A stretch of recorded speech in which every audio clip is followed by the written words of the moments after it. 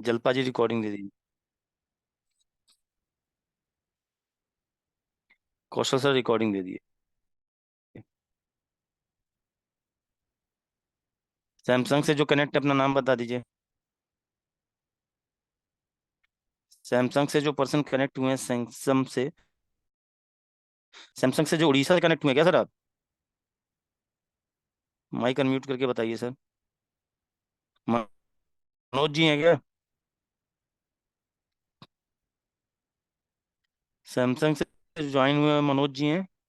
Sir शायद मैं हूँ हाँ भैया। बोलो बोलो जी बोलो। राजेश गुप्ता। अच्छा, फिर नहीं काम नहीं नहीं, ठीक है सर। राजेश सर आपका तो नाम आ आ रहा रहा है, है। ठीक है। हाँ ठीक है। हाँ, ठीक आपका है। नाम चलिए। बट अब देखिए, अब आज इसका तीसरा यूज सीखेंगे। हाँ, और मैं on कर ले रहा हूँ, ध्यान दीजिएगा। तो इस सॉफ्टवेयर में, एक मिनट, एक मिनट चाहिए।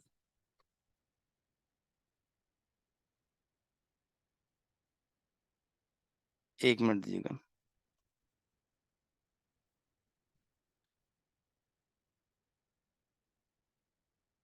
एक मिनट होल्ड करिएगा।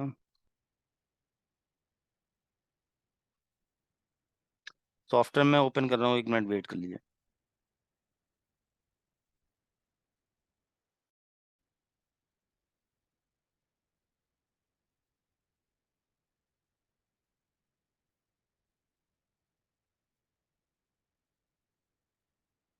दो मिनट वेट कर लीजिए। हाँ, ठीक है। नमस्ते मनोज जी।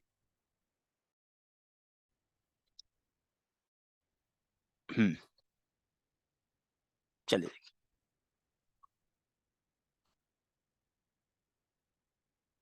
जलपा जी मैंने दे दी है रिकॉर्डिंग, शायद आपको नहीं दी। जलपा जी, अच्छा, नीचे दे दिया सर। ठीक है, देखिए, समझिएगा बात को मेरी। ठीक है, तो देखिए हम लोग जो डिस्कशन कर रहे हैं, ठीक है ना।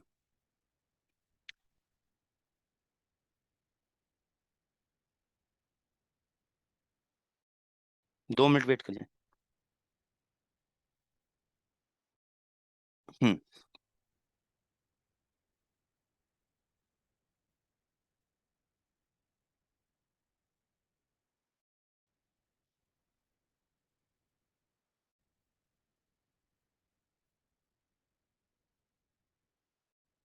इधर देखिए,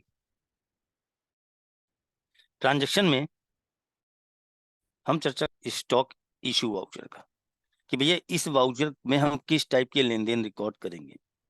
ठीक है, तो नंबर वन मैंने आपको सिखाया था कि अगर हमें हमारे जहाँ मेन स्टोर में जो सामान, जो एक्सपायरी माल पड़ा हुआ है, उसको मेन स्टोर से अगर आपको स्क्रैप स्टोर में ट्रांसफर करना है, तो उसके लिए आप स्टॉक इशू वाउचर का यूज करोगे, पहली चीज। फिर मैंने बताया था कि मान लीजिए अगर आप गोडाउन वाइज स्टॉक मेंटेन कर रहे हो, मतलब आपके दो लोकेशन पे अलग अलग गोडाउन हैं, और सामान खरीद के गोडाउन में रखते हो, तो गोडाउन वाइज इन्वेंट्री मेंटेन करनी है, तो भी आप स्टॉक इशू वाउचर का यूज करोगे। एंड थर्ड, देखिए, मेरी बात को आप ध्यान समझिएगा, थर्ड बहुत इंपॉर्टेंट है। ठीक है, अगर आप अपने किसी ब्रांच और पार्टी को गुड्स सेंड कर रहे हो, तो भी आप स्टॉक इशू वाउचर का यूज करोगे। ध्यान समझिएगा मेरी बात को, ठीक है ना।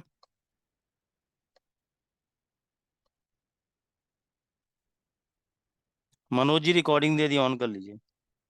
अगर अगर हमें मुझे थोड़ा पढ़ाने दीजिए, ठीक है। जैसे मान लीजिए स्टॉक इशू वाउचर, तो मैंने कहा अगर आप किसी पार्टी को माल गुड्स ट्रांसफर कर रहे हो अपने यहाँ से, तो भी आप, या अपनी किसी ब्रांच में सामान ट्रांसफर कर रहे हो, तो भी आप स्टॉक इशू वाउचर का यूज कर सकते हो। अभी मैं पूरा बताऊंगा, अभी बात को ध्यान से सुनिएगा, ये पॉइंट ध्यान समझिएगा। स्टॉक इशू वाउचर से जब हम एंट्री करते हैं, स्टॉक इशू वाउचर से जब हम एंट्री करते हैं, तो केवल और केवल हमारा इन्वेंट्री पार्ट इफेक्ट होता है, अकाउंट्स पार्ट पे कोई भी इम्पैक्ट नहीं पड़ता है। मतलब जैसे हमने अपने यहाँ से मान लीजिए आइटम न्यू की 25 क्वांटिटी किसी को इशू की, सेल बिल नहीं बनाया है, माल इशू किया है, तो आप स्टॉक इशू वाउचर से एंट्री कर सकते हो। तो स्टॉक इशू वाउचर से जब हम एंट्री करते हैं तो हमारा स्टॉक तो लेस हो जाएगा, हमारे यहाँ से स्टॉक तो कम हो जाएगा, लेकिन सामने वाली पार्टी हमारे डेटर्स नहीं क्रिएट होते हैं। ठीक है, तो अगर आप किसी पार्टी को माल ट्रांसफर करो लेकिन बिल नहीं बनाना चाहते हो तो आप स्टॉक इशू से कर सकते हो एंटर। अब इधर देखिएगा, मैं दिखा देता हूँ। जैसे मान लीजिए मिस्टर राजेश हैं, mister Rajesh private limited, suppose that mister Rajesh private limited ने मुझसे कहा, एक मिनट, ठीक है, एक मिनट, राजेश प्राइवेट लिमिटेड का सर ये सामान भेज देना। हमने कहा बिल बना दें, क्या नहीं बिल मत बनाओ अभी।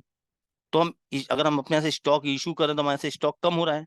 तो स्टॉक इशू वाउचर से जब हम एंट्री करते हैं तो अगर यहाँ से हम जो भी एंट्री पास करेंगे इस वाउचर से, ध्यान समझिएगा मेरी बात को, यहाँ से हम जब भी एंट्री करते हैं तो हमारा स्टॉक पे इम्पैक्ट पड़ता है लेकिन उस पार्टी के लेजर पे कोई इम्पैक्ट नहीं पड़ता है। देखिए अभी राजेश जी का बैलेंस 0 है, राजेश जी को हम सामान इशू कर रहे हैं। राजेश जी ने कहा कि सर मुझे एडमिन कैप के 80 पीस दे दो। ठीक है, अब देखो स्टॉक कम हो गया, एडमिन 20 बचा, बी लॉन्ग के 25 पीस दे दो। ठीक, ये देखिए बी लॉन्ग 37 रह गया, स्टॉक कम हो रहा है। आइटम सी के 45 पीस दे दो, 200 में से कम हो गया। ठीक है, 355 बचा। अब ये सामान हम इनको इशू कर रहे हैं। ठीक है, तो स्टॉक इशू वाउचर से जब हम एंट्री करते हैं, फिर मैं इसका यूज बताऊंगा कहाँ होता है। तो देखिए मैं इनको राजेश जी को अपने यहाँ से कितने रुपए का माल इशू कर रहा हूँ, 16,695 रुपए। तो मेरा ये स्टॉक तो मेरी बुक्स में से कम हो जाएगा, लेकिन सामने वाली पार्टी 16,795 रुपए से हमारे देनदार नहीं बनेंगे। देखिए जैसे ही मैं इसको सेव करूंगा, सेव करें, ये देखिए सेव हो गया ना। अब चेक करिए क्या इनके ऊपर आउटस्टैंडिंग जनरेट नहीं, इसको चेक करिए एडमिन के 20 पीस। Point clear. तो कहने का मतलब स्टॉक इशू वाउचर से जब हम ट्रांजेक्शन रिकॉर्ड करते हैं तो केवल हमारी इन्वेंट्री पे इफेक्ट पड़ता है, अकाउंटिंग पे इफेक्ट नहीं पड़ता है। तो अगर हम किसी पार्टी को, ये कच्चा मान सकते हो इसको, अगर हम किसी पार्टी को बिना बिल के सामान भेज रहे हैं, हम ये रिकॉर्ड मेंटेन करना चाहते हैं इस पार्टी को हमने क्या क्या सामान भेजा है, तो स्टॉक इशू वाउचर से एंट्री कर सकते हैं। अब मेरी बात को ध्यान समझिएगा, इस वाउचर का यूज कहाँ किया जाता है। ठीक है, ध्यान से मेरी बात समझिएगा। ठीक है, देखिए एक्चुअली होता क्या है बिजनेस में, आप लोग में से कुछ लोगों के साथ वो होता हो। देखिए होता क्या है, जब आप सामान परचेज करते हो, ध्यान समझिएगा इस पॉइंट को, आगे टॉपिक है सिखा दूंगा, अभी सिर्फ कंसेप्ट समझिए। जब हम परचेज करते हैं या जब हम सेल करते हैं, तो जब हम परचेज करते हैं गुड्स, तो कुछ सामान तो विद बिल परचेज करते हैं और कुछ सामान विदाउट बिल परचेज करते हैं। ठीक, इसी तरीके से जब हम सामान बेचते हैं तो कुछ सामान तो विद बिल बेचते हैं और कुछ सामान विदाउट बिल बेचते हैं। तो जरा मैं अनम्यूट कर रहा हूं, आप में से कोई मुझे बताएगा इसका मतलब क्या है विद बिल और विदाउट बिल का। हाँ जी, सर होता है कि विदाउट नहीं। तो एक नंबर हाँ में काम करना है तो विद बिल हो गया सर। ठीक अगर है, वो कच्चे में करना है, बिना टैक्स के गवर्नमेंट को दिए करना है काम, तो विदाउट बिल बिल, हो गया। बिल्कुल सही। तो अब ये बताइए, अगर मेरी बात को ध्यान समझिएगा, जैसे मान लीजिए, क्योंकि मैं अभी सिर्फ कंसेप्ट समझा रहा हूँ, पूरा इंप्लीमेंटेशन नहीं करके दिखाऊंगा। जो ये वाउचर पढ़ लो यही यूज किया जाता है उसके लिए। म्यूट कर लीजिए सर। देखिए जैसे म्यूट कर लीजिए सर, मान लीजिए आइटम है ओमेज डी, हम ओमेज डी परचेज करने गए, मान लो किससे परचेज करने गए, जलपा जी से। हमने कहा जलपा जी हमें 200 पीस ओमेज डी दे दीजिए। तो जलपा जी ने कहा एक काम करो, इस पे ना फॉर एग्जाम्पल 12% जीएसटी है और इसका रेट है 100 रुपए, तो तुम्हारा 200 रुपये आइटम पड़ेगा 20,000 रुपए और प्लस 2,400 रुपये, 2,400 होगा ना, हाँ 2,400 रुपये आपको और देना होगा जीएसटी। मतलब आप जलपा जी जब सामान खरीदेंगे तो जलपा जी से मैंने कहा सर 200 पीस ओमेश जी दे देना। उन्होंने कहा बिल चाहिए, हमने कहा बिल चाहिए। तो कह रहे हैं एक पीस ओमेश जी का दाम है 200 रुपए। तो सॉरी, एक पीस उमेश जी का दाम है 100 रुपए। तो उन्होंने कहा भाई आपका 20,000 रुपये तो वैल्यू ऑफ गुड्स हो गया। मैं ठीक है, और इस पे टैक्स लगता है 12%। तो टोटल आपका हिसाब बनता है 20,000 और प्लस 2,400 रुपये टैक्स। हमने कहा अच्छा। क्या जलपा जी ने मुझे ऑफर किया एक काम करोगे, हमने कहा बताइए। उन्होंने कहा एक काम करो, इसमें से 100 पीस तो आप विद बिल खरीद लो। ठीक है, यानी 100 पीस पे आप टैक्स हमें दे दो 12%, जो हम गवर्नमेंट को जमा कर देंगे 100 रुपए के रेट से, इस हिसाब से, यानी 10,000 रुपए और प्लस कितना जीएसटी, 1,200 रुपए। सामान वही खरीदेंगे। ठीक है, फिर जलपा जी ने कहा 100 रुपए, 100 यूनिट, बाकी जो 100 यूनिट हैं इस पे तुम्हारा 1,200 रुपये बच जाएगा। इस पे तुम ये जो 12% जीएसटी दे रहे हो ये मत देना। ठीक है, ये मत दो हमें, सीधे हमें केवल 100 रुपये दे दो। तो इन्होंने कहा इसका हम बिल नहीं देंगे आपको, इसका हम आपको बिल नहीं देंगे। तो देखिए, अब जब 200 पीस खरीद रहे हैं तो 20,000 रुपए जितने का सामान का दाम है वो, लेकिन टैक्स इन्होंने इस पे लिया, इस पे नहीं लिया। इसी को बिजनेस की लैंग्वेज में हम लोग बोलते हैं कच्चा पक्का। इसी को हम बिजनेस की लैंग्वेज में क्या बोलते हैं, कच्चा पक्का। ठीक, तो एक चीज बताइए, इसका तो इन्होंने बिल दिया, इसका तो इन्होंने मुझे बिल दे दिया। तो ये जो माल परचेज की होगी अपने यहाँ सॉफ्टवेयर में एंट्री करोगे तो ये लेन देन कहाँ रिकॉर्ड होगा, फटाफट बताइए।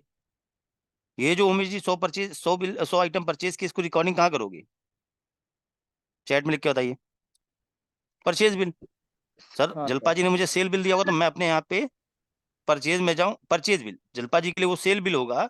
और जब मैं अपने यहाँ एंट्री करने जाऊंगा, मैं खरीद रहा हूं तो इसका बिल आया है तो मैं परचेज में गया, जलपा बिल नंबर डाला जो बिल दिया होगा, और उस बिल में जो जो आइटम है वो सेलेक्ट कर लिया। ठीक, अब मुझे ये बताइए, बाकी जो ये 100 पीस आपने परचेज किया है जिसका बिल नहीं मिला है, बिल नहीं मिला मतलब जीएसटी नहीं दिया आपने, तो ये भी तो सामान आपके पास आया। तो क्या मुझे ये बताइए, ये एंट्री आप परचेज वाउचर में रिकॉर्ड कर सकते हो, ये वाली चैट बॉक्स में लिख के बताइए यस या नो। इसका बिल नहीं लाए हैं आप, तो इस पे बिल नहीं लाए हैं मतलब जीएसटी नहीं दिया है। क्यों भाई, सभी लोग बताइए, क्या ये एंट्री, ये जब आपने सामान खरीदा होगा 200 पीस खरीद के लाए, लेकिन 100 का उन्होंने बिल दिया, सप्लायर ने आपको 100 का नहीं दिया, 100 पे टैक्स लिया, बाकी 100 आइटम पे टैक्स नहीं लिया, तो ये तो परचेज में नहीं हो सकती है। ठीक, अच्छा, अभी समझना, अभी आगे अभी हम बताएंगे सब। तो आपके पास उमेश जी का, अब ध्यान दीजिए, समझना बात को, उमेश जी का आपके पास 200 पीस है, लेकिन 200 पीस में से 100 पीस जो है वो विदाउट बिल है, यानी वो जब खरीदा तो टैक्स नहीं दिया। अब मुझे ये बताइए कि ये सामान जब आप किसी कस्टमर को, अपने यहाँ से 200 पीस है, 200 पीस में से ये 100 पीस मान लो विदाउट बिल है, तो अगर इन 100 पीस में से किसी को माल बेचोगे, आप अपने यहाँ से सेल करोगे, तो क्या उसका बिल काट सकते हो। मेरे कहने का मतलब 200 पीस है, 200 पीस में से 100 पीस का तो बिल मिला, 100 पीस विदाउट बिल खरीदा, उस पर टैक्स नहीं दिया।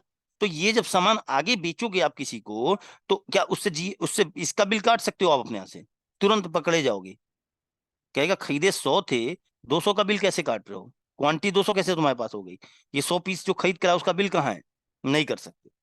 तो ध्यान दीजिए, इसी तरह अगर आप इसमें से, मैं इसको अगर ऐसे कर दूं, एक यहाँ पे ये एक बॉक्स और बनाता हूँ, ये 100 पीस विद बिल है, ये विद बिल है, ठीक है ना, समझिएगा, ये विद बिल है, और ये सामान विदाउट बिल है उमेश जी का। तो अगर इसमें से किसी को सामान बेचते हो तो इस पे तो आप जीएस, इसका तो सेल बिल काट दोगे, लेकिन अगर उमेश जी की इसमें से, तो आप बिल नहीं काट सकते हो। तो ध्यान दीजिए, अब ध्यान दीजिए यहाँ पे, अब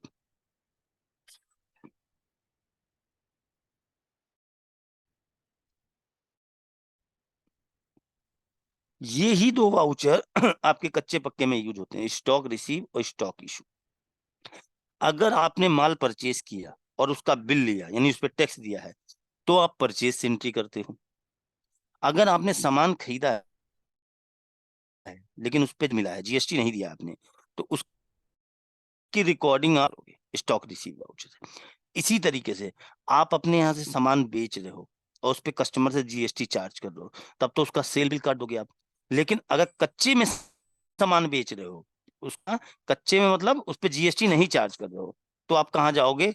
स्टॉक इशू से। यानी स्टॉक इशू वाउचर का यूज, अगर हमको कच्चे में माल बेच रहे हैं, पक्के में बेच रहे हैं तो सेल बिल से एंट्री कर देंगे, कच्चे में बेच रहे हैं तो स्टॉक इशू वाउचर से। चैट बॉक्स में लिख के बताइए, क्लियर है? चैट बॉक्स में लिख के बताइए, क्लियर है ना कि स्टॉक इशू वाउचर, अगर आपके पास स्टॉक है, कुछ कुछ सामान है जो एक नंबर का, कुछ सामान है जो विदाउट टैक्स का है, तो अगर पक्के में सामान बेच रहे हो तब तो यहाँ पे सेल बिल से बिल काटो। पक्के में बेचो मतलब पक्के में खरीदा भी होगा, पक्का कच्चे का मतलब जिसपे टैक्स दे के आओ, जिसपे विदाउट टैक्स है। और अगर कच्चे में सामान बेच रहे हो तो यहाँ पे गए, अब देखिए, मान लो हम किसी को सामान बेच रहे हैं कच्चे में, राजेश जी को, तो ये बताओ, देखो यहाँ कर्सर रुकता है। अब जब कच्चे में सामान बेचोगे तो क्या टैक्स लगाओगे? नहीं, तो यहाँ नो कर दो, ये देखो टैक्स नहीं लगेगा। सीधे हमने कहा उमेश जी 10 पीस, अब देखना यहाँ टैक्स नहीं लग रहा है, देखो जीएसटी नहीं लग रहा है। तो इस तरीके से अभी वो पूरा स्टेटमेंट आगे आपको और सिखाया जाएगा।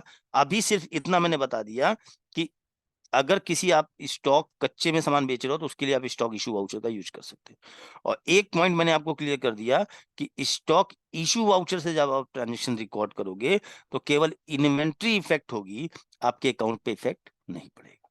ठीक, अब आते हैं स्टॉक रिसीव वाउचर, इसको देखते हैं। जस्ट इसका उल्टा है, ठीक है? जस्ट स्टॉक इशू वाउचर का अपोजिट है स्टॉक रिसीव वाउचर। जैसे अगर आप सामान खरीद रहे हो पक्के में तो परचेज से एंट्री करोगे, और कच्चे में सामान परचेज कर रहे हो तो स्टॉक रिसीव से करोगे। ठीक, इसके अलावा इस वाउचर का यूज और भी होता है। जैसे मान लो, वही सेम सेम कॉन्सेप्ट है, अगर आपने मुझे स्टॉक, अगर आप मुझे सेल बिल जनरेट करके दे रहे हो किसी आइटम का, तो मैं अपने यहाँ कहाँ एंट्री करूंगा? अगर आपने मुझे सेल बिल जनरेट करके दिया है मुझे मेरे नाम का, तो मैं सॉफ्टवेयर में अपने यहाँ एंट्री कहाँ करूंगा, ये बताइए। अगर आपने सेल बिल काटा है तो मैं अपने एंट्री कहाँ करूंगा? परचेज बिल में। ठीक, बिल्कुल सही। और अगर आपने मुझे स्टॉक एस्टिमेट दिया है, इस मैं आपके यहाँ सामान लेने आया, आपने बिल नहीं काटा, मुझसे टैक्स नहीं लिया, एक पेपर पकड़ा जिसपे लिखा था एस्टिमेट और सामान दे दिया, तब स्टॉक रिसीव से। यानी अगर आप स्टॉक इशू से एंट्री करते हो तो मैं अपने यहाँ स्टॉक रिसीव से करूँ। तो स्टॉक रिसीव का मतलब समझ में आ गया, सिंपल नॉर्मल है। यहाँ पे वही कॉन्सेप्ट चलेगा। स्टॉक रिसीव वाउचर से जब हम एंट्री करेंगे तो केवल इन्वेंट्री इफेक्ट होगी, हमारे अकाउंट पे कोई इफेक्ट नहीं पड़ेगा। जैसे मान लीजिए, मुझे एंटर करके दिखा देता हूँ मैं, मैंने मान लो अतुल से सामान परचेज किया, लेजर बनाया, अतुल जी हमारे क्रेडिटर हैं, ठीक है, जीएसटी नंबर अतुल का डाल दिया, इनसे हम सामान खरीद रहे हैं। अतुल जी ने कहा, अगर बिल नहीं बनवाओगे तो इस पर टैक्स नहीं देना पड़ेगा, मैं लाओ सामान। तो सामान तो आया ना, तो अब यहाँ एंटर। अब देखो, यहाँ पे जब हम सामान यहाँ पे परचेज चढ़ाएंगे तो टैक्स नहीं लगना चाहिए, तो ऑप्शन दोनों दिया है, यस करोगे लगेगा, नो करोगे नहीं लगेगा। ठीक, एंटर। हमने क्या खरीद लिया? मान लो एमलो गार्ड खरीद लिया विदाउट बिल, AL 100 पीस।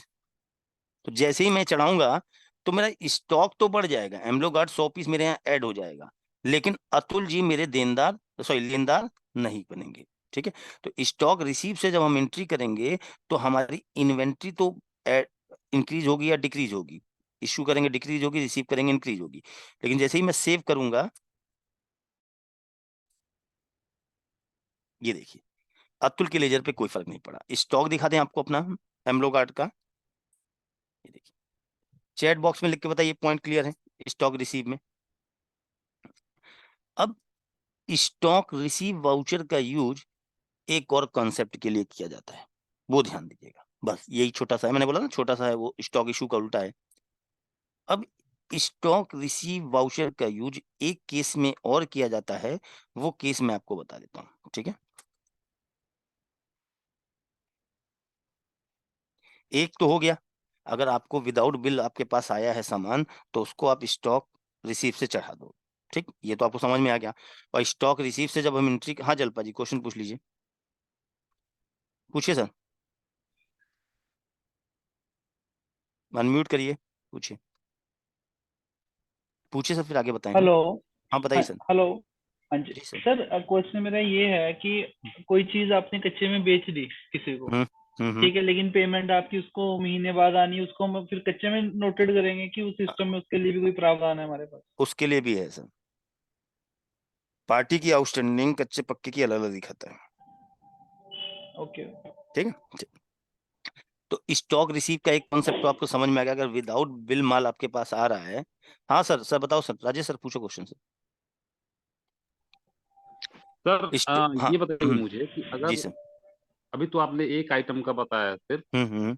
अगर दो चार 10 आइटम हो या फिर 100 आइटम हो, ठीक है। उसको हम अगर कच्चे में एंट्री करते हैं तो वो मुझे हम्म कैसे पता चलेगा स्टॉक की कितना स्टॉक मेरे पास कच्चे में है, कितना स्टॉक मेरे पास पक्के में? हम्म। बिल्कुल सही क्वेश्चन पूछा है सर। देखिए इसमें मैंने आपको बोला था ना, वो आगे हम कंसेप्ट सिखाएंगे, लेकिन मैं आपको बता देता हूँ। जी। देखिए क्या होता है जब कंट्रोल रूम में यहाँ पे, ये देखिए यहाँ पे लिखा है सेकेंडरी सेल रिक्वायर्ड ना सर, @ साइन एक लगाता है यहाँ पे, जैसे @ है, ट्रिपल है। तो जिन आइटम के बैच के ऊपर या एमआरपी के ऊपर ये साइन आएगा ना, वो उससे पता चलता है ये कच्चे का माल है, ये पक्के का माल है। वो पढ़ाएंगे सर, राजेश सर बहुत जल्दी पढ़ाएंगे, ठीक है ना। अभी मैंने सिर्फ वाउचर का यूज बताया था, ठीक है। ठीक है सर, ठीक अभी मैंने यूज केवल बताया था, वो अब आप मैंने बोला है तो मैं पढ़ाऊंगा उसको, निश्चित रहिए। अच्छा अब देखिए, हाँ म्यूट कर लीजिएगा सभी लोग। स्टॉक रिसीव का, स्टॉक इशू और स्टॉक रिसीव, एक चीज तो समझ में आ गया कि अगर आपने विदाउट बिल सामान परचेज किया है तो स्टॉक रिसीव से एंट्री करेंगे। अगर आप किसी को विदाउट बिल सामान बेच रहे हैं, ठीक, कच्चे का माल सेल करने किसी को, तो स्टॉक इशू से एंट्री करेंगे। दूसरा कॉन्सेप्ट कॉन्सेप्ट समझ में आ गया, एक तो ये दोनों में डिफरेंस है। दूसरा आपको ये समझ में आ गया कि स्टॉक इशू या स्टॉक रिसीव से हम एंट्री करते हैं तो केवल हमारे इन्वेंट्री पार्ट पे इफेक्ट पड़ता है, हमारे अकाउंट्स में लेजर पे कोई इम्पैक्ट नहीं पड़ता है। ठीक, अब स्टॉक इशू का यूज केवल इसके विदाउट बिल सेल करने के लिए नहीं किया जाता। इसके अलावा आपको पता चल गया था कि एक स्टोर से दूसरे स्टोर में सामान ट्रांसफर करना है तो भी आप स्टॉक इशू वाउचर का यूज करोगे। मेन स्टोर से स्क्रैप स्टोर में सामान ट्रांसफर करना है, एक्सपायर गुड्स, तब भी आप स्टॉक इशू वाउचर का यूज करोगे। उसी तरह स्टॉक रिसीव वाउचर का यूज एक और केस में किया जाता है, वो केस है, और सभी बिजनेसमैन इसको यूज करते हैं, फिजिकल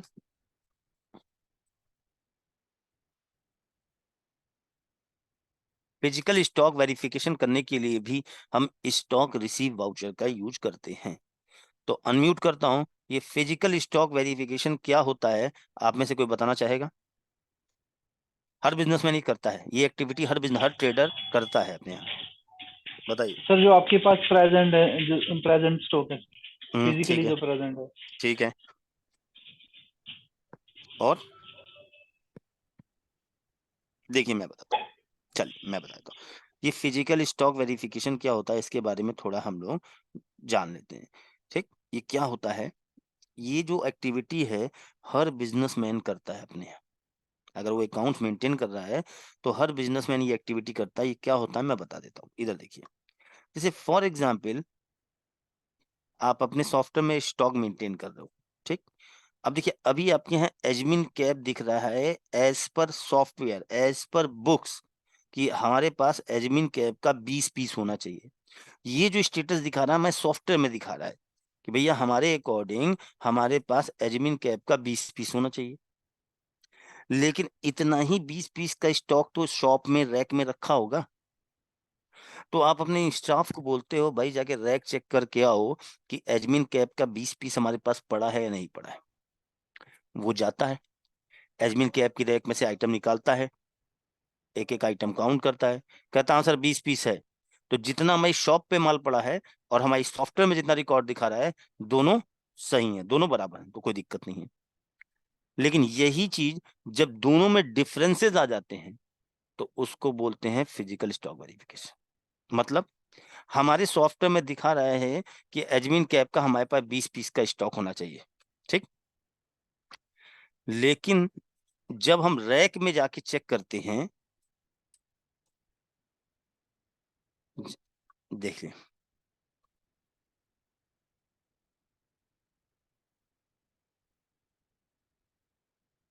ये रैक है, समझिएगा, ठीक है बहुत सिंपल कंसेप्ट, आपको मालूम होना चाहिए।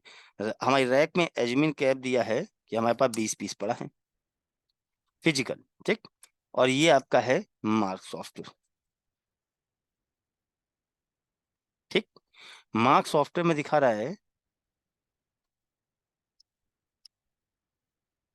कि आपके पास एडमिन कैप कितना पड़ा है।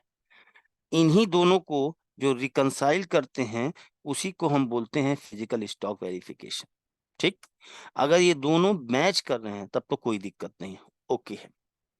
अब मान लीजिए हमारे सॉफ्टवेयर में दिखा रहा है कि हमारे पास एडमिन कैप का 20 पीस स्टॉक होना चाहिए, लेकिन जब हम अपनी रैक में जाके फिजिकली उसको चेक करते हैं तो वहां पे दिखाता है कि 18 पीस है।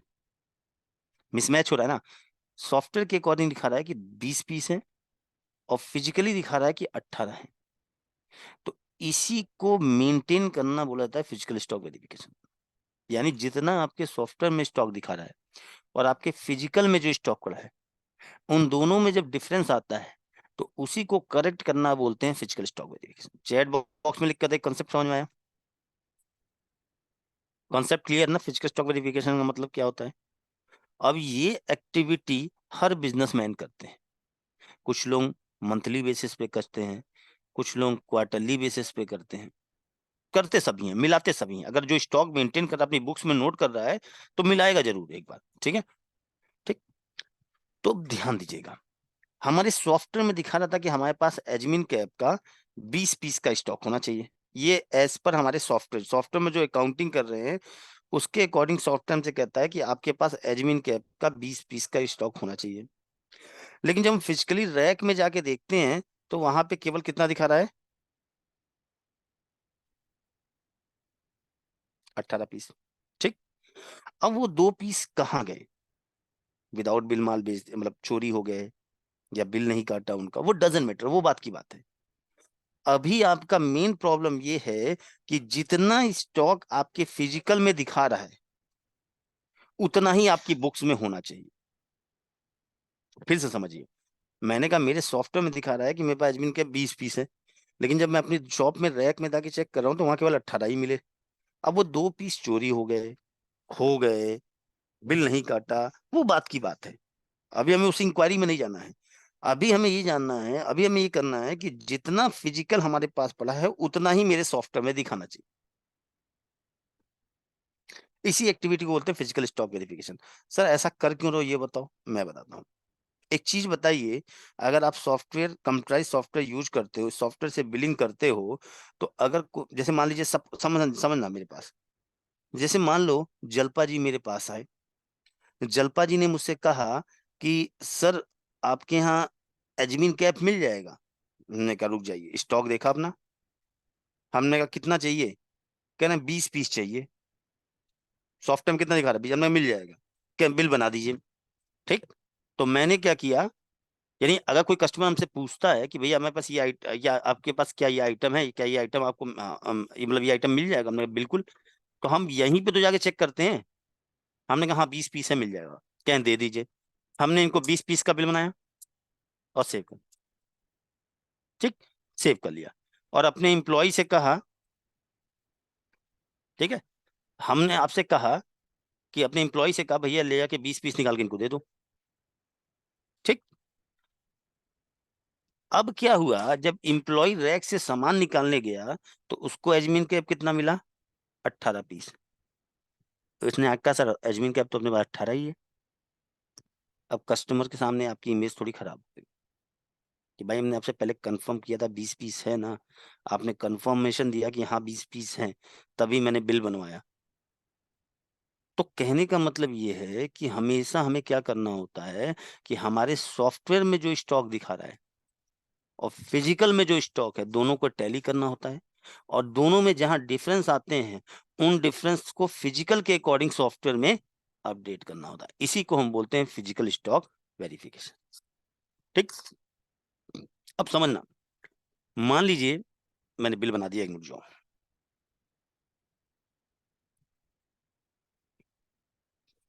मान लीजिए हमारे पास दिखा रहा है कि एजमिन कैप का 20 पीस का स्टॉक है, लेकिन जब रैक में जाके चेक किया तो वहां 18 ही निकले। तो मेरा फर्स्ट जो काम है वो ये है कि यहाँ पे जितना फिजिकल पड़ा है उतना ही यहाँ दिखना चाहिए। वो 2 पीस कहाँ गए, चोरी हो गए, वो बात की बात है, अभी जितना, ताकि हमें कस्टमर को बिलिंग करने में दिक्कत ना है। तो फिजिकल में कितना 18, आपके सॉफ्टवेयर में कितना दिख रहा है 20, तो इसको करेक्ट कैसे किया जाए देखिए। ट्रांजैक्शन स्टॉक रिसीव, नोट कर लीजिए फिजिकल स्टॉक वेरिफिकेशन के ट्रांजैक्शन को भी स्टॉक रिसीव से ही रिकॉर्ड करते हैं, ठीक है, नोट कर लीजिएगा।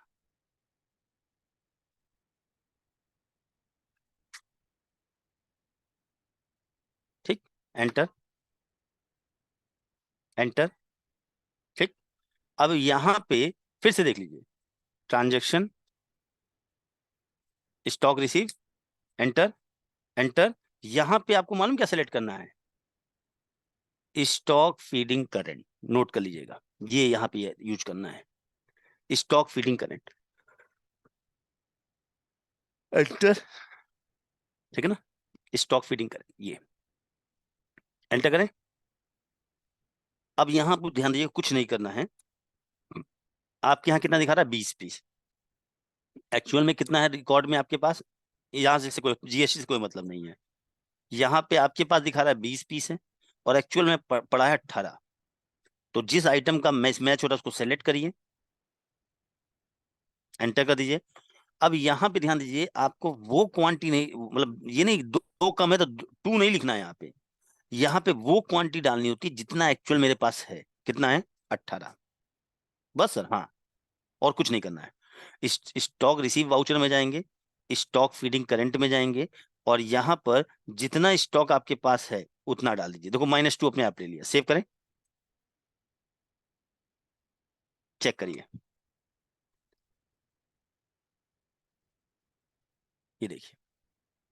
अच्छा, 2 दिन बाद, अब फिर चेंज करते हैं। 2 दिन बाद क्या हुआ कि मेरा स्टाफ मुझसे कह रहा है कि सर वो जो 2 पीस एडमिन कैप गायब थे ना, हमने कहा, कह रहे वो मिल गए। हमने कहा था वो, कह रहे वो सैंपलिंग के लिए गए थे, वापस आ गए। अब फिर गड़बड़ हो गया, फिजिकल में कितना हो गया 20, हमारे यहाँ कितना दिखा रहा है 18, मिसमैच कर रहा है। अगर फिजिकल में 20 है तो हमारे सॉफ्टवेयर में भी 20 दिखना चाहिए, वापस से वही करेंगे, ट्रांजेक्शन स्टॉक रिसीव करेंट, कुछ नहीं करना है, क्या है एडमिन कैप, बैच सेलेक्ट कर लीजिए। यहाँ पे फिर मैंने बोला जितना आपके पास है करंट में फिजिकल में वो क्वांटिटी डालते हैं 20, अपने आप ये 2 कर देगा, देखिए, ठीक, सेव करिए। अब देखिए वापस जाके देखेंगे तो बढ़ जाएगा, ये देखिए। चैट बॉक्स में लिख के बताइए क्लियर है, ये पॉइंट क्लियर है यहाँ तक, ठीक। तो ये हमारा ये भी कंप्लीट हो गया वाउचर, ठीक है, sale purchase, sale return, purchase return, break expiry issue, replacement issue, stock issue से। अब हम बात करते हैं प्राइस डिफरेंस सेल और प्राइस डिफरेंस परचेज वाउचर की, ठीक है। इस पे देखिए क्रेडिट नोट, डेबिट नोट, तो आज थोड़ा सा इस पॉइंट को समझना है। हाँ जलपा जी पूछ लीजिए क्वेश्चन, 1 मिनट अनम्यूट कर रहा हूँ, पूछिए सर। सर जैसे हमने अभी पढ़ा करके कि 20 की जगह 18 पीस रहे हैं हम्म हमारे पास, वो हम्म चोरी हुए, हमारे को नहीं पता क्या हुआ करके, हम्म वो एक्चुअल में 18 ही रहे। वो जो हम्म 2 पीस की अमाउंट है, वो हम्म। हमारे टोटल उसमें हमारे को लॉस में कहीं दिखेगी, वो चीज वो कहाँ रिफ्लेक्ट करेगी हमारे को? देखिए ये फिजिकल स्टॉक वेरिफिकेशन को बाद में हम उसको वो करते हैं, ट्रैक करते हैं कि कितना स्टॉक फिजिकल स्टॉक वेरिफिकेशन के थ्रू हमने वो किया है, उसको आप एंट्री पास करनी पड़ती है उसके लिए, ओके। ठीक है, उसके लिए आपको एंट्री पास करनी पड़ेगी। चलिए अभी वो बता देंगे सर ना, अभी अभी देखिए यहाँ पर, ये देखिए यहाँ पे एक आ रहा है प्राइस डिफरेंस सेल और प्राइस डिफरेंस परचेज, ये भी बहुत यूजफुल है, इसको ध्यान से समझिएगा, म्यूट कर लीजिए। देखिए मैं आज आपको ना एक पॉइंट सिखाने जा रहा हूँ, और बड़ा इंटरेस्टिंग पॉइंट है, आप लोगों को बहुत ज्यादा ये यूज करते हैं, ठीक है ना। तो मैं उसके अकाउंट्स के बिहाफ पे वो कंसेप्ट समझाने जा रहा हूँ, देखते हैं कितने लोग सही जवाब देते हैं उसका। पढ़ भी रखे हो आप लोग, ऐसी बात नहीं है। मुझे ये बताइए, आप में से कोई ऐसा पर्सन नहीं होगा जिसने इसके बारे में ना सुना हो, क्रेडिट नोट। तो अनम्यूट कर रहा हूँ, कोई बता सकता क्रेडिट नोट क्या होता है? क्रेडिट नोट वाउचर क्या होता है? हाँ सुना होगा ना, डेबिट नोट और क्रेडिट नोट क्या होता है बताइए। सर जो सर जब हम परचेज को हम सेल रिटर्न हाँ रिटर्न करते हैं करके, तो उसके ठीक, अगेंस्ट में हमारे को क्रेडिट नोट ठीक है, फर्म देती है। ठीक है। और बताइए, ये तो मैं मानता हूँ यही। और इसके अलावा और कोई आंसर है आप लोगों का क्रेडिट नोट का?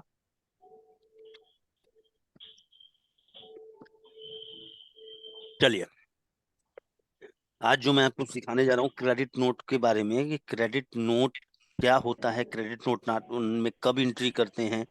आप इसको वाउचर लिख सकते हो, ठीक है।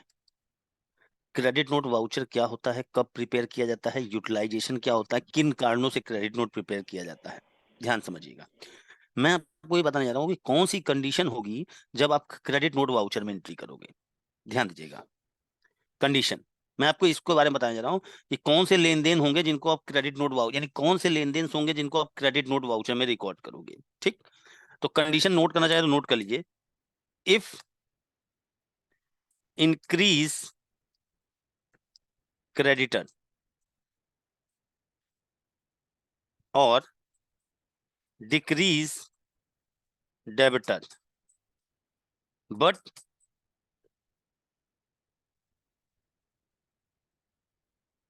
एडजस्टमेंट कंडीशन, ठीक है। अगर आपको कभी भी लगे कि आपके क्रेडिटर बढ़ रहे हैं, या आपको कभी भी ऐसा फील होता है कि मेरे इस लेन देन में, यानी कोई भी लेन देन जिसमें आपको ये लगता है कि इस लेन देन में हमारे क्रेडिटर इंक्रीज हो रहे हैं या फिर आपके डेटर डिक्रीज हो रहे हैं, बट एडजस्टमेंट ट्रांजेक्शन, यानी कोई फ्रेश लेन देन ना हुआ, कोई ना कोई सेटलमेंट हो या एडजस्टमेंट हो, तो उस लेन देन को हम लोग क्रेडिट नोट वाउचर में रिकॉर्ड करते हैं। ध्यान दीजिएगा, हाँ। जैसे मान लीजिए मैंने कहा, ध्यान समझिएगा बात को, फिर से एक बार समझिए कि क्रेडिट नोट वाउचर का आप कब यूज करोगे।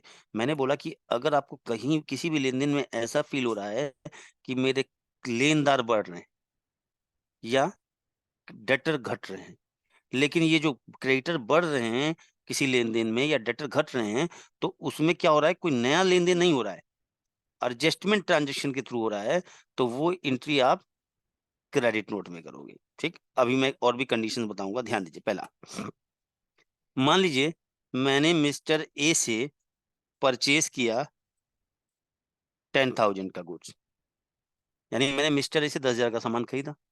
तो मैं अपनी बुक्स में लिखूंगा ना कि मिस्टर ए मेरे क्रेडिटर हैं 10,000 रुपए से। मुझे बताइए ये लेन देन जो मैंने लिखा है, ये कौन से वाउचर में रिकॉर्ड होगा? सभी लोग इसका आंसर दीजिए। यहाँ पे मैंने मिस्टर ए से 10,000 का सामान खरीदा, तो मिस्टर ए मेरे 10,000 से लेनदार हैं, तो ये बताइए ये लेन देन किस वाउचर में रिकॉर्ड होगा सॉफ्टवेयर में? फटाफट आंसर दीजिए, शॉर्ट में लिख के बता दिया करिए।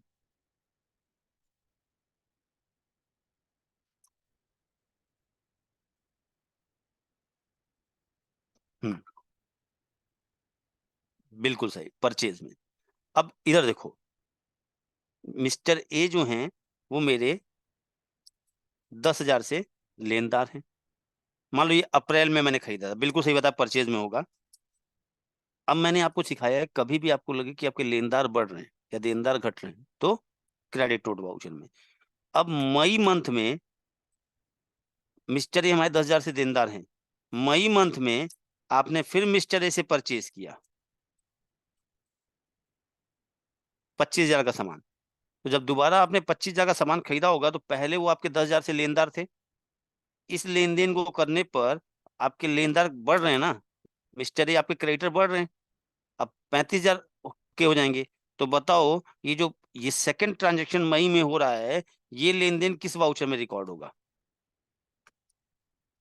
बताइए, ये ट्रांजेक्शन मई वाला किस वाउचर में रिकॉर्ड होगा? बिल्कुल सही, परचेज वाउचर में ये भी होगा। क्यों सर? आपने हमको सिखाया कि अगर आपको कहीं पे भी फील हो कि आपके क्रेडिटर बढ़ रहे हैं, तो वो तो क्रेडिट नोट वाउचर में जाएगा। अब देखिए सर, मिस्टर ए यहाँ पे 10,000 से हमारे लेनदार थे, हमने दोबारा उनसे सामान खरीदा, तो हमारे लेनदार बढ़ रहे हैं, मिस्टर ए अब 10 से 35 हो रहे हैं। मैंने बोला कि एडजस्टमेंट ट्रांजेक्शन के थ्रू हो रहा हो, यहाँ तो क्या हो रहा है, वही परचेज एक्टिविटी हो रही है, फिर से खरीदोगे तो 10 बार खरीदोगे, 10 बार बढ़ेंगे। तो सर डेटर इंक्रीज कैसे होते हैं, सॉरी क्रेडिटर इंक्रीज कैसे होते हैं, अब ध्यान दीजिएगा, मेरी बात को ध्यान समझिएगा, ठीक। मान लीजिए अब ध्यान समझिएगा मेरी बात को, हाँ। मिस्टर ए, क्योंकि कंसेप्ट अगर समझ में आ गया ना तो सारा कुछ समझ में आ जाएगा आपको, ठीक है। सिर्फ रिटर्न मोड नहीं होता है, ठीक है, हाँ बिल्कुल। अब देखिए, मान लीजिए अब क्रेडिट नोट की वाउचर की एंट्री कैसे होगी मैं समझाने जा रहा हूँ। अप्रैल में आपने मिस्टर ए से परचेज किया, कितने का, 10,000 का। आप अप्रैल मंथ में मिस्टर ए के पास गए और मिस्टर ए से कहा भाई 10,000 रुपए का उधार सामान दे दो, ठीक है। तो हमारे पास सामान आ गया और हमने अपनी बुक्स में लिख लिया कि मिस्टर ए हमारे क्रेडिटर हैं 10,000 रुपए से, ठीक। अब समझना बात को, अगर इसकी अकाउंटिंग एंट्री पास करोगे तो यही तो पास करोगे, परचेज अकाउंट डेबिट 10,000 और टू मिस्टर ए 10,000, यही एंट्री होगी ना, क्यों भाई, ठीक। अब मेरी बात को ध्यान सुनिएगा, जब आपने मिस्टर ए से उधार सामान खरीदा था 1 अप्रैल को, तो मिस्टर ए ने आपके सामने एक कंडीशन लगाई थी। वो कंडीशन क्या थी, ध्यान समझिएगा। जैसे आप लोग अपने आप को मिस्टर ए मान लो, मैंने आपसे 10,000 का सामान खरीदा, तो आपने मुझसे कहा कि भैया ये पैसा आप मुझे 30 दिन के अंदर लौटा दीजिएगा। यानी मैंने जब आपसे सामान खरीदा 10,000 रुपए का उधार में, तो आपने एक कंडीशन रखी कि जो 10,000 का आप सामान उधार में ले रहे हैं, इसका पेमेंट आप मुझे 30 दिन के अंदर कर दीजिएगा। हमने कहा सर बिल्कुल कर देंगे। तो आपने कहा सर अगर 30 दिन के बाद पेमेंट करोगे, तो जितने दिन बाद पेमेंट करोगे उतने दिन का हम आपसे इस अमाउंट पे इंटरेस्ट भी चार्ज करेंगे। जैसे सिंपल सी बात है, तुमने किसी को 10,000 का उधार सामान बेचा और उसको बोला कि अगर ये 10,000 रुपये 30 दिन के अंदर दे दोगे तब तो हम 10,000 वापस लेंगे, और अगर 10,000 रुपये 30 दिन के बाद दोगे तो 30 दिन के बाद जितने दिन बाद दोगे उतने दिन पर 10% के रेट से हम इंटरेस्ट चार्ज करेंगे। मैंने कहा ठीक है भाई। तो आप, मैंने अपनी बुक्स में लिख लिया कि मिस्टर ए जो हैं वो मेरे 10,000 से लेनदार हैं, और मिस्टर ए ने मुझे बोला कि अगर ये पैसा आप मुझे 30 दिन बाद लौटाओगे तो इस पे हम 10% ब्याज लेंगे पर डे के हिसाब से। हमने कहा ठीक है।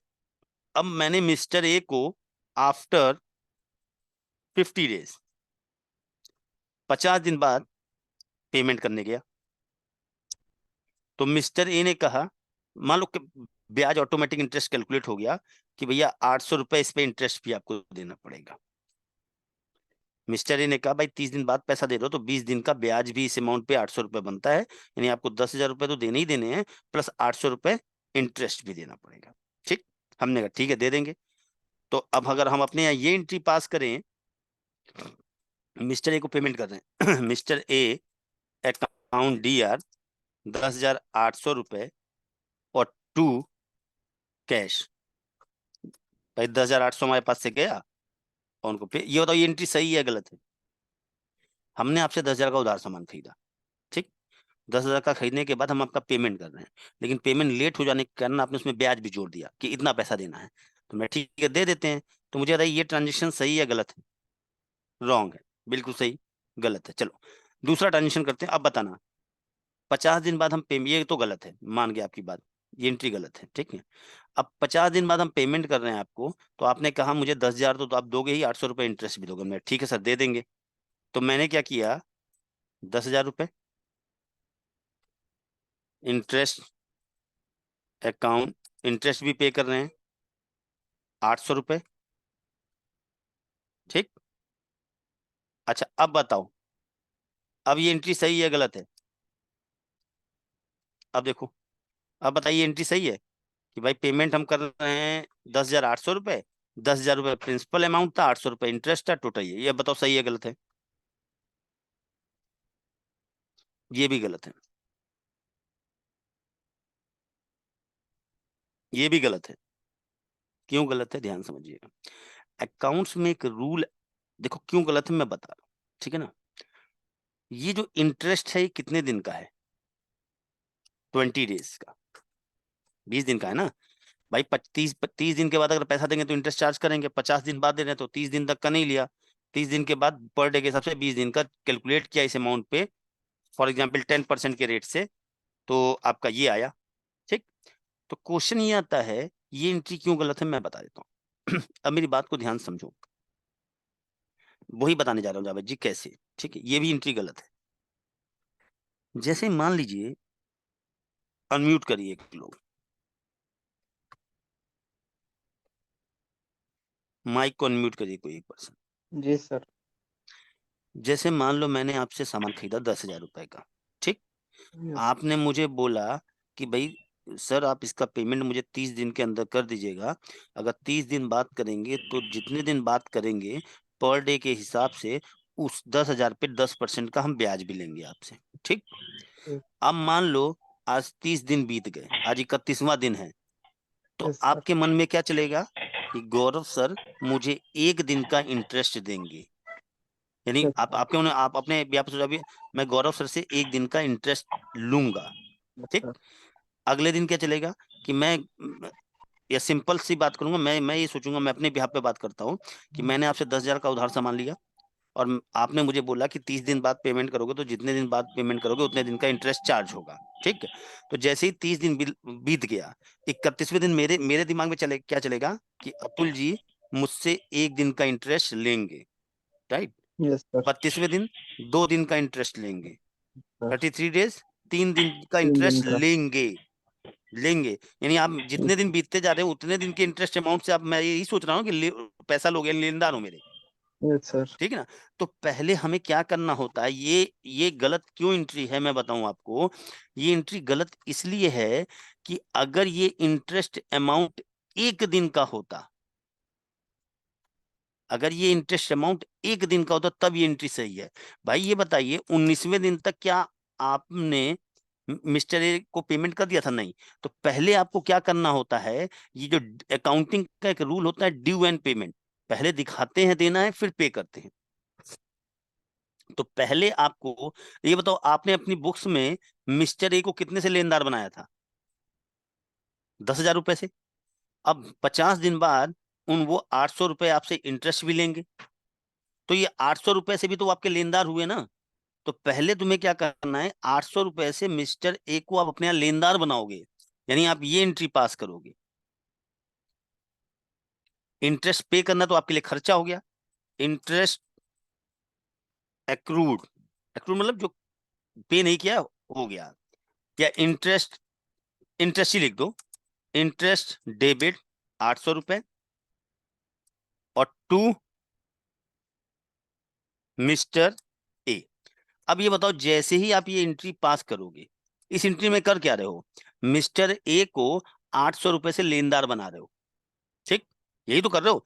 जैसे ही ये एंट्री पास करोगे तो मुझे ये बताओ, ये एक एंट्री यहाँ ये पास की, purchase debit to mister A, interest account debit to mister A, तो जैसे ही ये एंट्री पास करोगे तो मिस्टर ए आपके कितने के लेनदार हो जाएंगे? ठीक, अब उसके बाद उसी दिन सेम टाइम पे आप पेमेंट कर दोगे मिस्टर ए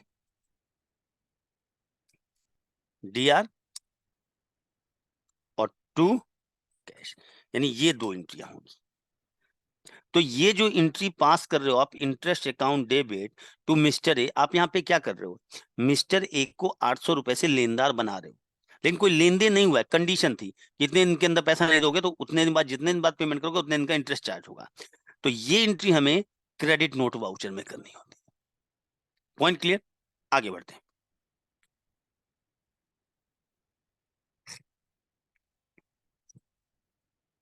अब मैंने बोला अभी सब समझ में आ जाएगा, इसमें थोड़ा टाइम लगेगा, कंसेप्ट है डिक्रीज डेटर, डिक्रीज डेबिटर। ठीक, अब देखिए, जैसे मान लीजिए आपने सेल किया मिस्टर पी को 20,000 का सामान, आपने मिस्टर पी को 20,000 का सामान बेचा, तो मिस्टर पी आपके देनदार कितने से हैं? 20,000 रुपए से। ठीक, अब आपको अभी समझ में आ जाएगा।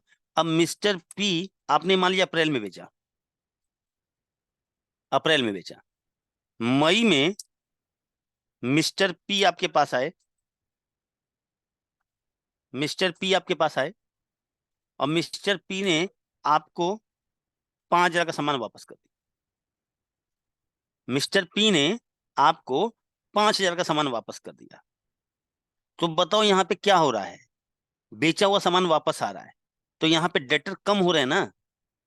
तो अभी जो इन्होंने बोला सेल रिटर्न, तो लॉजिक समझ में आ गया कि अगर आपको कोई भी लेन देन ऐसा लगता है जिसमें आपको लगता है कि हमारे डेटर बढ़ रहे हैं, सॉरी क्रेडिटर बढ़ रहे हैं या डेटर घट रहे हैं, बट कोई लेन देन नहीं हो, कोई सेटलमेंट या कंडीशन या एडजस्टमेंट हो, तो उस लेन देन को, यानी आप सेल रिटर्न वाला समझ में आ गया। इस अब सेल रिटर्न क्यों होता है? क्योंकि डेटर घटते हैं। ठीक, इसी तरीके से थोड़ा सा अकाउंटिंग से पॉइंट से अगर नहीं समझ में आए तो बता दीजिएगा, अकाउंट्स का पॉइंट इन्वॉल्व है। डेबिट नोट वाउचर क्यों सिखा रहा हूं मैं बताऊंगा, आज तो नहीं हो पाएगा, कल बताऊंगा, लेकिन कंसेप्ट समझ लीजिए। सेम कॉन्सेप्ट चलता है। एक मिनट, हाँ,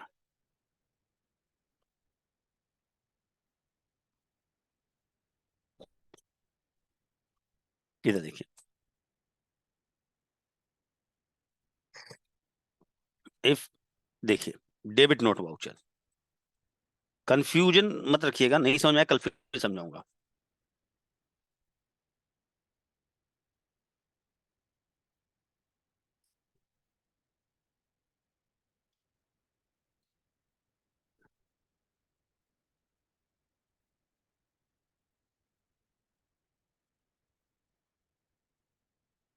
क्रेडिटर, अगर आपको लगता है कि आपके डेटर बढ़ रहे हैं, कोई लेन देन ऐसा हो रहा है जहां आपको लग रहा है कि आपके डेटर बढ़ रहे हैं या क्रेडिटर घट रहे हैं, तो उस लेन देन को हम कहाँ रिकॉर्ड करते हैं?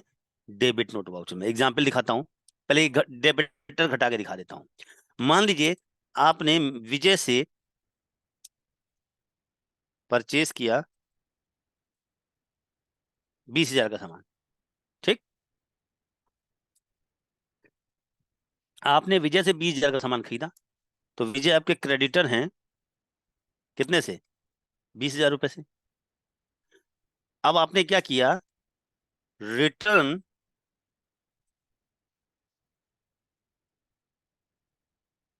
विजय, आप विजय के पास गए, आपने विजय को कहा विजय जी ये 4,000 का सामान वापस कर लीजिए। तो आप क्या करो? विजय जी को सामान वापस करोगे और अपने यहाँ जो क्रेडिटर थे आपके 20,000 रुपए के, उसमें से 20,000 में से क्या कर दोगे? 4,000 कम कर दोगे। तो यहाँ पे इस लेन देन में क्या हो रहा है? क्रेडिटर घट ही तो रहे हैं।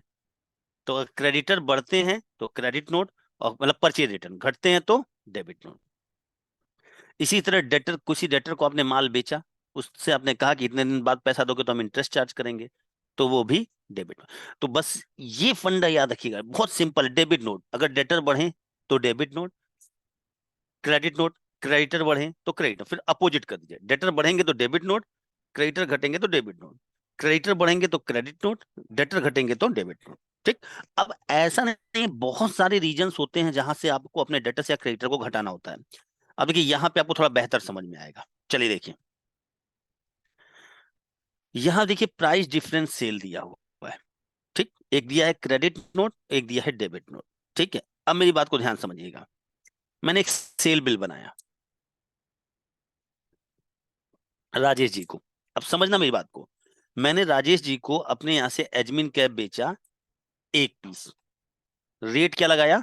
80 रुपए। ध्यान समझना, मैंने अपने यहां से एजमिन कैप का 1 पीस सेल किया राजेश जी को, सेल रेट क्या लगाया? 80 रुपए। बिल बना दिया, बिल बना दिया। अब मुझे लगा यार रेट ज्यादा लग गया, रेट कम लग गया, 80 का सामान नहीं था, 90 का सामान था, गलत बिल बन गया। इधर देखिए, मैंने जब इनको बिल बनाया तो हमने 80 रुपए पे बिलिंग कर दी, जबकि सामान का एक्चुअल दाम था 90 रुपए। रेट गलत डाल दिए। तो हमने राजेश जी को फोन किया और राजेश जी को बोला कि सर बिल गलत बन गया है, वो जो 80 रुपए में सामान बेचा है वो 80 का नहीं है, 90 का है। तो हम सेल भी मॉडिफाई नहीं करेंगे। अब मुझे बताओ, राजेश जी हमारे क्या हैं? डेटर हैं। तो यहाँ क्या हुआ है? यहाँ बताओ, डेटर को अब बढ़ाना है या घटाना है? बताइए गलती कहाँ हुई है? डेटर अब सही क्या करना है? डेटर को बढ़ाना है या घटाना है? इंक्रीज या decrease? I for increase, D for decrease. Hmm increase करना है। तो अब ये पूरी एंट्री नहीं करनी है, बिल तो कट गया। तो हमने राजेश जी को बोला, राजेश जी मैंने आपको सामान जो बेचा है वो उसमें रेट गलत पड़ गया, वो 90 रुपए का सामान था, गलती से 80 रुपए का हमने आपको निकाल दिया, और राजेश जी ने अपने आप परचेस चढ़ा ली। तो मैंने राजेश जी को बोला अब ये बताओ डेटर बढ़ाना है तो कौन से वाउचर में एंट्री होनी चाहिए, फटाफट बताओ तो, बताओ किस वाउचर में एंट्री होनी चाहिए।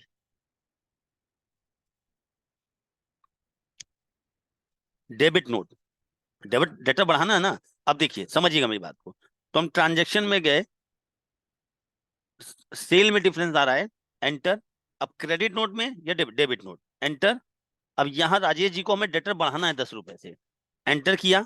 आइटम क्या था, यहाँ कुछ नहीं करना है आपको, रेट डाल दीजिए, ये कुछ नहीं करना है यहाँ पे। क्या आइटम था, एमी फ्रू, कितनी, एक क्वांटिटी। देखिए अपने आप सब आएगा। अब यहाँ पे ओल्ड रेट था 80 रुपए, नया रेट कितना था, 90 रुपए। तो सर ये 10 ही रुपए लेगा, यहाँ पे रेट 10 रुपए ही लेगा, देखिए। तो ये देखिए हमने इनको 10 रुपए से डेबिट नोट जनरेट कर दिया, यानी 10 रुपए 50 पैसे। जैसे ही मैं इसको सेव करूंगा राजेश जी का आउटस्टैंडिंग बैलेंस बढ़ जाएगा, ये देखिए 95 हो गया। 90 रुपए की एक क्वांटिटी, 5 रुपए टैक्स लग रहा था, समझ में आया। सेम उल्टा करते हैं, ये एंट्री डिलीट कर देते हैं।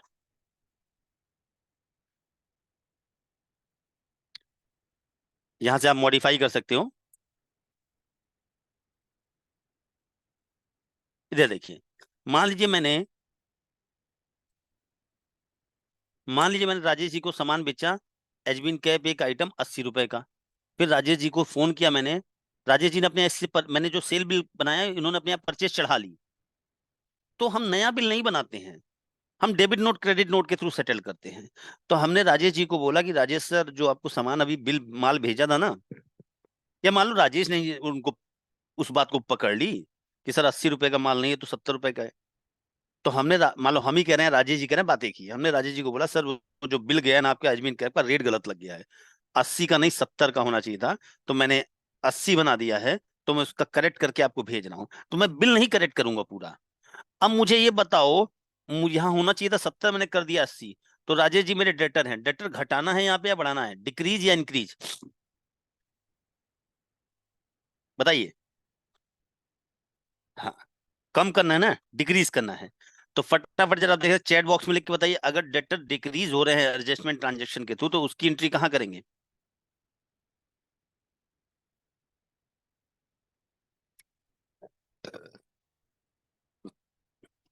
वेरी गुड, अब समझ में आया मनोज जी। हाँ, देखिए credit note, Manoj ji non commerce है, इधर देखिए। अब यहाँ गए सेल में ही आ रहा है, एंटर।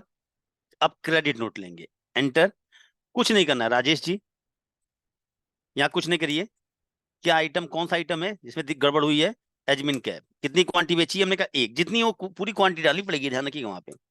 अब यहाँ पर ओल्ड रेट था 70 रुपए, नया रेट हमें, सॉरी 80 था, 70 लगाना है, ठीक। तो अब ये बताओ, डेटर को कम करना है, बढ़ाना है तो न्यू रेफरेंस जाता है, जब यहाँ सेव करते हैं। अब बताओ यहाँ न्यू होगा या एडजस्ट होगा, 11 रुपए ज्यादा कर दिया उनका, कम करना है उनको, तो न्यू होगा या एडजस्ट होगा, बिल्कुल एडजस्ट होगा, ठीक है। हाँ, तो एडजस्ट में गए और 8400 रुपए में से 11 रुपए कम कर देंगे, यानी अब इनका आउटस्टैंडिंग बैलेंस आ जाएगा 73। अगर बढ़ाना होता तो न्यू करते, उतने रुपए का। तो मुझे ये बताइए, ये जो यहाँ पे दिया हुआ है, इसका समझ में आया आपको कॉन्सेप्ट। यानी कभी अगर sale bill same same opposite ही बिल्कुल कॉन्सेप्ट है परचेज का, सेम परचेज का अपोजिट है। जैसे मैंने अपने यहाँ किया, जैसे मान लीजिए, सिंपल एक करके दिखा देता हूँ मैं आपको, सिंपल ही है। तो मान लीजिए राजेश जी से मैंने सामान परचेज किया, और मान लो जलपा जी से मैंने सामान परचेज किया, नया लेजर बना देता हूँ, JLP, ठीक है, क्योंकि बैलेंसिंग देखने में थोड़ा आसानी रहती है ना। मैंने JLP से सामान परचेज किया, तो JLP ने सेल बिल मुझे भेजा होगा, मान लो एजमिन कैप ही ले लेते हैं। तो हमने इनसे एक पीस खरीदा 50 रुपए का, ठीक है, सपोज दैट 50 रुपए का, जिससे मैंने माल खरीदा, बेचा, मान लो उन्होंने बेचा होगा मुझे 50 रुपए में, तो मेरा परचेज रेट 50 रुपए है, और सेव कर लिया।